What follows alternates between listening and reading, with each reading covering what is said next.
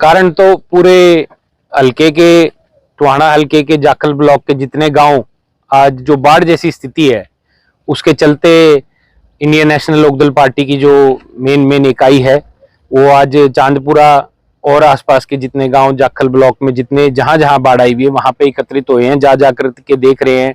अब ये किसान भाई हमें मिले, इनसे पूछने का काम कर रहे हैं कि क्या क्या समस्या आई है और सरकार क्या इसके लिए करने का काम कर रही है।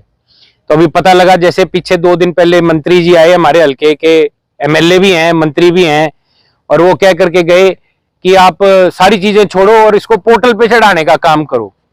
आज मैंने अभी पूछा इनसे तो इन्होंने बताया मकान भी बहुत सारे ढह गए हैं। इतना हैवी नुकसान होने के बाद हमने ये चीजें पोर्टल पे चढ़ाने की फुर्सत किसके पास है। सबसे पहले तो इनकी जो मूलभूत सुविधा है जो इनको चाहिए आज की डेट में, एक बार वो वाला सहारा लगाने का काम सरकार को करना चाहिए। ये सारी बातें तो बात की हैं, क्या सरकार के पास आज पटवारी नहीं है आज और रेवेन्यू डिपार्टमेंट के लोग नहीं है जो जब ये पानी सूख जाएगा आके देख लेना यहाँ क्या स्थिति होगी। और अभी तो ये दिख रहा आपको कि यहाँ पे कितने कितने फुट पानी खड़ा है, बाद में ये नहीं पता कि इसके अंदर फसल लगाने लायक ये जमीन बचेगी भी या नहीं बचेगी। और सबसे बड़ी बात जिसपे कोई गौर नहीं कर रहा कि जो हमारे बोर हैं उन बोर का क्या होगा, क्या कल को वो कामयाब होंगे या नहीं होंगे। तो ये सारी बातें जो है ना, सरकार को इन चीजों पे पोर्टल पे चढ़ाओ, ऑनलाइन करो, फैमिली आईडी लेकर के जाओ। इससे आज ये किसान और ये जो गांव के ग्रामीण हमारे साथी हैं, बड़े बुजुर्ग हैं, दुखी हैं। इन चीजों को छोड़ करके धरती पे आकर के लोगों के बीच में उनकी समस्याओं को समझने का काम सरकार को करना चाहिए। भाई इनको आदत लग रही है पुरानी सुखना लेक चंडीगढ़ में किश्ती में घूमने की, ये भी सोचें चंडीगढ़ भी ना जाना पड़े, यहीं आके घूम लें। ये वाला काम है इस सरकार का।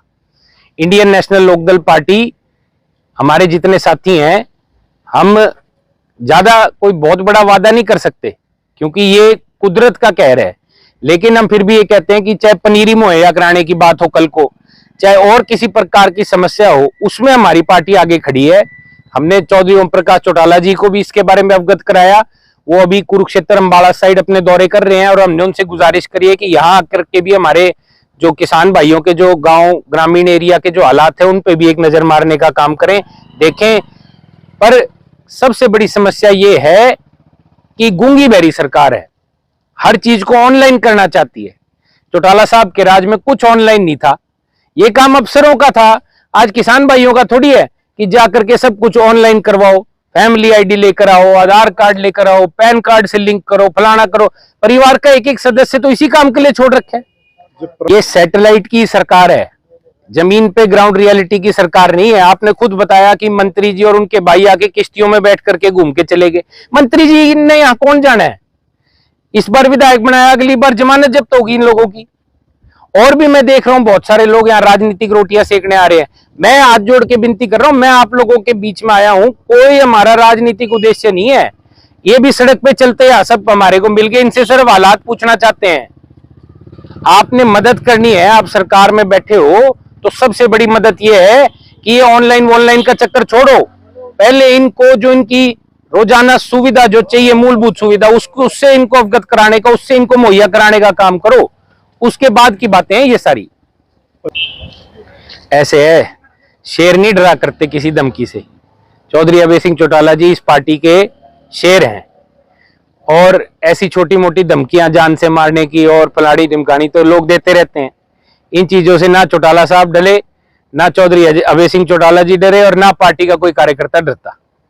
जो होगा, जब सरकार ही नहीं है प्रदेश के अंदर, तो आम आदमी की जान और चाहे अभय सिंह चौटाला जी की जान है उसकी परवाह कौन करेगा, कोई भी नहीं करेगा।